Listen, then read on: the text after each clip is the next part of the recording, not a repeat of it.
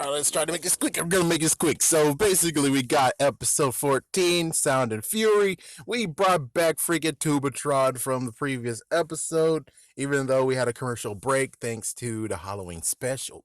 But even so, we got the freaking Clammic duo back. Yes, Owlboy and Cat Girl, or Cat Lady and Owlboy, has returned to the writing stations, and of course we saw them do the freaking damn hijinks. And the good news is that when it comes to the hijinks, they only did one thing, and then they made a character that was completely what the fuck. Makes you say, didn't you guys do any background checks on any of the people you hire? I mean, yes, it's good that you hire anyone, but holy frick, how did Megan get through the freaking crosshairs? Because Megan could easily just sabotage the whole entire bullshit in the world, man. But anyways, so we started with the whole they're doing interviews for an assistant scientist. So Nate can have an assistant. Okay. And then it turns weirdly enough that we got freaking Megan, and there's so many other applicants, and then Megan of course already worked there. She actually worked at the Zord Bay, and she wants to move up in the world. Okay, that's good and all, but yeah, she kind of was messed up, just like as if she's the Chinese guy, Mr. Jing or Zhao from South Park, who China problem, no, big Trouble in Big Tokyo or something like that. That episode, and he puts his hands together. I'll get you yet, my Japanese dog. Oops, sorry. It's like she is exactly that.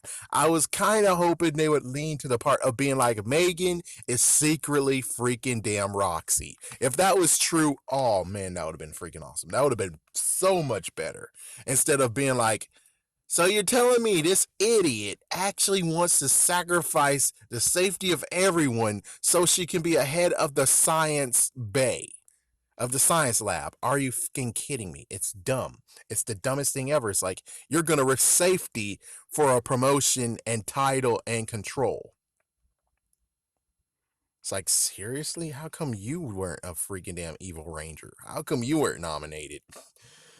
All right. So, anyways, basically, we got Nate going to a movie and Zoe going to the same movie as well. Yeah, and then we find out at the very end that, hey, lo and behold, she actually did it because she likes freaking Nate. And Nate, of course, we already knew liked her, so it's like, it's amazing how he was able to actually keep a straight face when they're like, that wasn't a date, that was a date at all. And thank goodness Nate wasn't able to say, I wish it was. And it's like, yeah, he was able to stay strong when it came to that. So we got that issue right there. And she was there too. Megan was there too and filmed the interaction that they had between the two. And it was like, it was a friendly freaking meet, in quotations, meet. Even though we find out that, yeah, the reason why she got blackmailed is because she really actually did want to see the movie with Nate. And that's how she actually got blackmailed to making Megan the assistant. And Megan actually was like, oh, your calculations are wrong. And it's like, seriously, stay in your lane, Megan. And then Megan was like, oh, I'm going to ignore what he says and put all the jar of Morph X into the cheetah claws. Stay in your lane, Megan. What the fuck, Megan? And Ben and Betty actually almost got freaking injured. We have no idea what happened to that. They just cut away from the cheetah claw where we were like, okay, so we don't get to know who saved them. Maybe I missed and blinked that minute, but yeah, they just cut away to the next thing of where it's like, she went to them and she actually got a talking to, though. Yeah, she got a talking to, and then it turns out that, oh, she's throwing Nate under the bus so she can actually advance, which is like, are you fucking kidding me? So yeah, that's the messed up crap on that part.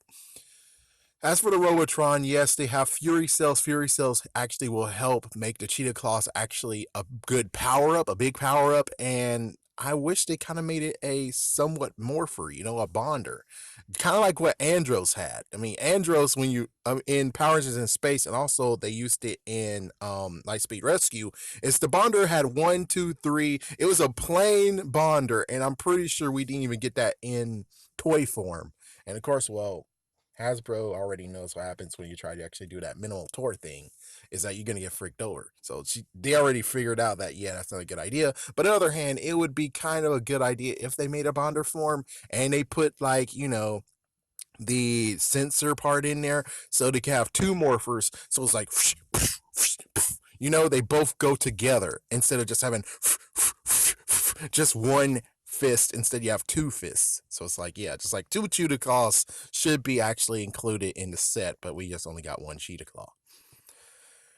All right, yeah, so there we go. Besides Hasbro thinking about, is it marketable? Is it not marketable? Okay, well, frig it. We're just gonna have this ragtag thing, and I just wish they cleaned it up and made it a little bit better.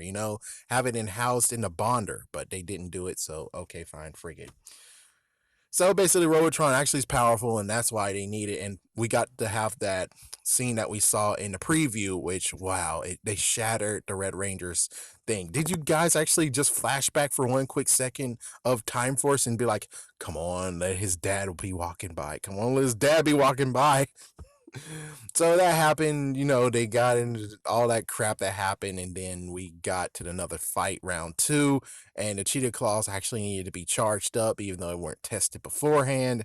And side note, Megan should not only be fired, but she should so be persecuted because of Ben and Betty, because we know who their dads are. Their dad is the freaking general, which means if you try to threaten the life of the general's children, that means that you're gonna get high scrutiny of, oh damn it, I shouldn't have done that shit. Yeah, that's what happened to Megan. That's what should happen to Megan. So basically, we all wrap this up where it's kind of, actually, we have to admit that the battle between Nate and Steel versus Blaze was pretty good, and I thought they were gonna knock him out of the morph, but they didn't.